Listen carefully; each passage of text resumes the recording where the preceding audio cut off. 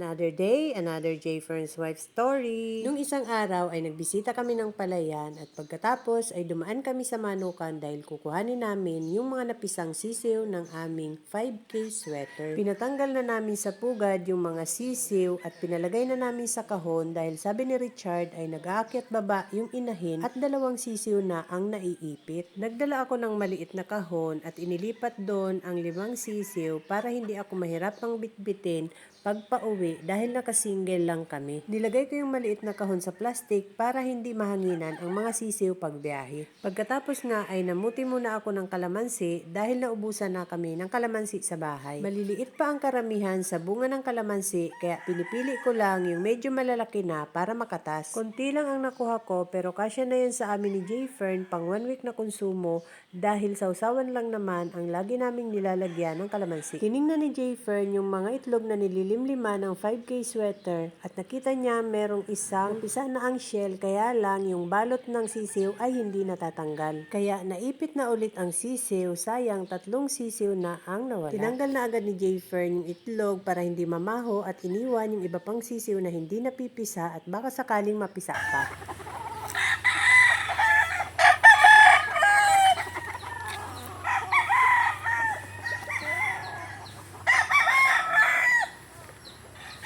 Tapos nang magpatuka ng manok si Richard nung dumating kami at habang palakad-lakad ako sa cording area, nakita ko ang mga tanim na okra ni Richard ay madaming bunga. Native na okra yata itong tinanim ni Richard dahil dark green ang kulay. Na-miss ko na nga ang okra dahil medyo matagal-tagal na kaming hindi nakakapag-ulam ng okra dahil naubos na ang bunga ng aking tanim dito sa gilid ng bahay namin. Tuwang-tuwa ako at madami akong napitas na okra. Ilalaga ko lang yan at isasawsaw sa toyong may kalamansi at kamatis. Sold na naman ang hapunan namin ni J. Fern.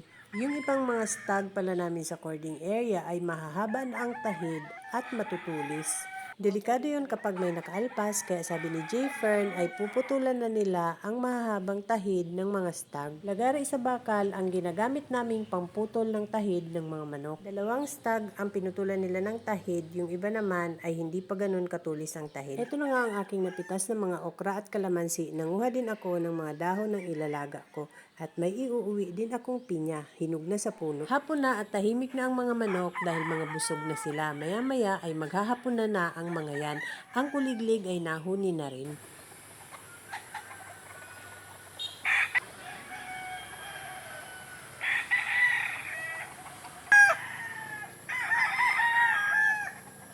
Tahimik na rin sa range area. Nakahapon na ang lahat ng mga broodhen. Nakahapon na rin itong isang possum sweater na broodcock. Yung 2 broodcock ay hindi pa nahapon. Pauwi na nga kami at bit-bit ko yung karton na may sisiw.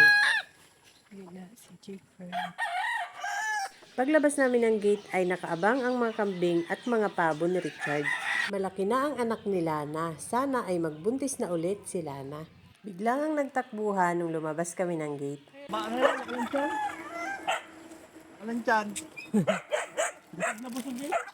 Pagdating namin sa bahay ay inayos muna namin ang mga sisiw na nasa brooder at inilagay sa kahon. Pagkatapos ay minarkingan ko na ang mga sisiw ng aming 5K sweater. At yung itlog naman ng aming Dingfair 5K sweater na nilagay sa incubator ay may napisa ng 4 kaya kukunin ko na ang mga sisiw para mamarkingan ko na rin. Ito na yung 4 na sisiw ng Dingfair at meron pang natirang itlog na hindi pa napipisa. Hindi pa siya nakalog kaya ibinalik ni J. Fern sa incubator pero hindi na talaga napisa. Minarkingan ko na nga rin ang mga sisiw na galing sa incubator at pinagsama-sama ko na sila sa isang kahon nung mga bagong pisa. Ang dami na nila, 29 pieces na ang bagong pisa. That's all guys. Thank you so much for watching. Please like, share, and follow for more.